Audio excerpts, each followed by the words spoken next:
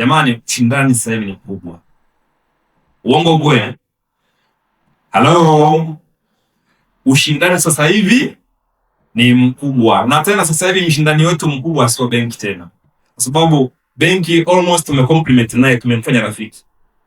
Sasa hivi mshindani wetu mkubwa ambaye mimi namuona anakuja kwa spidi kubwa. Na pia pengine kila mtu ashakuwa na tishio kwake. Ni hawa watoaji wa huduma za mikopo kutumia mitandao ya simu. Uongo ukweli? Yaani huo ndio ukweli. Kwamba ongezeko la watu wanaotumia mitandao ya simu kuchukua mikopo sasa hivi imefanya nini? Songesha, sijui jinini? Jibustishe, sijui fanya nini?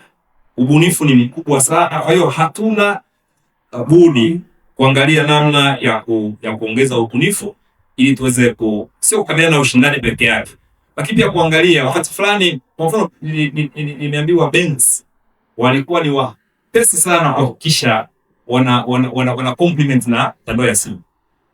Kwa sababu gani? Waligundua hawawezi kumbeat giant aliyoko mbele yao. Kama huwezi kumpiga adui yako, unafanya nini? Unaungana naye. Sasa kwenye kuungana na mshindani kuna ubunifu lazima ufanye. Au unasemaje jamani? Sasa kwa msingi huo SACCOS tunahitaji kuiongeza sana ili kulinda thamani yetu na kutunza wanachama wetu.